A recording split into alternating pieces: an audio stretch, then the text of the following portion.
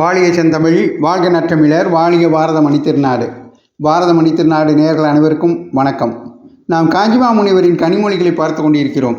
அந்த வரிசையிலே இன்று 61வது பகுதியாக மாயை என்ற தலைப்பிலே காஞ்சிமா முனிவர் அருளியுள்ள கனிமொழிகளை பார்ப்போம். கண்ணுக்கு தெரிவதாலேயே ஒன்று உண்மையாக இருக்க முடியாது என்பதை அவருக்கே உரிய பாணியில் விளக்கி உலகின் மாயைத்தன்மையை நாம் புரிந்து கொள்ள வேண்டும் என்று நமக்கு எடுத்துக்காட்டுகிறார்.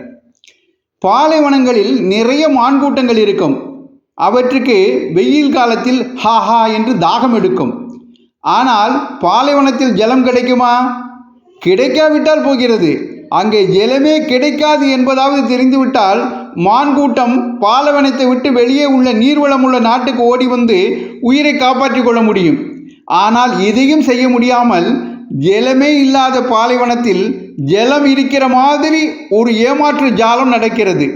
அதுதான் காணல் நீர் என்பது.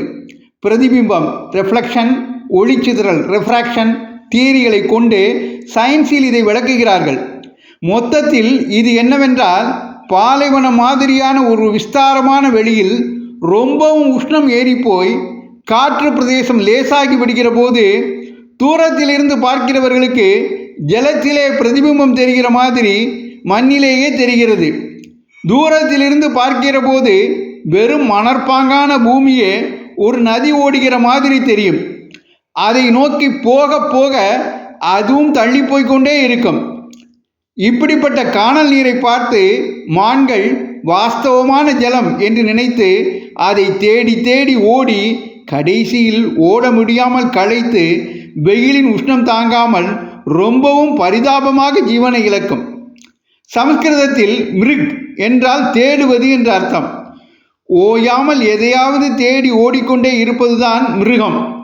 காணல் நீரை தேடி ஓடி மடிவது மான் என்ற மிருகத்தின் பரிதாபமான காரியமாக இருக்கிறது.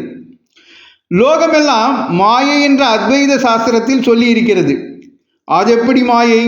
லோகம்தான் கண்ணுக்கு தெரிகிறது என்று கேட்டால், காணல் நீர் கூடத்தான் கண்ணுக்கு தெரிகிறது, அதனால் அது நிஜமாகி விடுமா?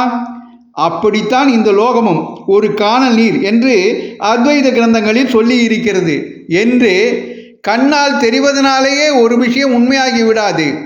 உலகின் மாயத்தன்மையை புரிந்து கொண்டு அதற்கேற்ப நாம் நம் மெய்ஞ் உணர்வை வளர்த்து கொள்ள வேண்டும் என்று காஞ்சிமா முனிவர் விளக்குகிறார். இதுபோன்ற காஞ்சிமா முனிவரின் கனிமொழிகளை தொடர்ந்து கேட்க பாரத மணி திருநாடு சேனலை தொடருங்கள் என்று உங்களை கேட்டுக்கொண்டு விடைபெறுகிறேன். நன்றி, வணக்கம், ஜெய் ஹிந்த்.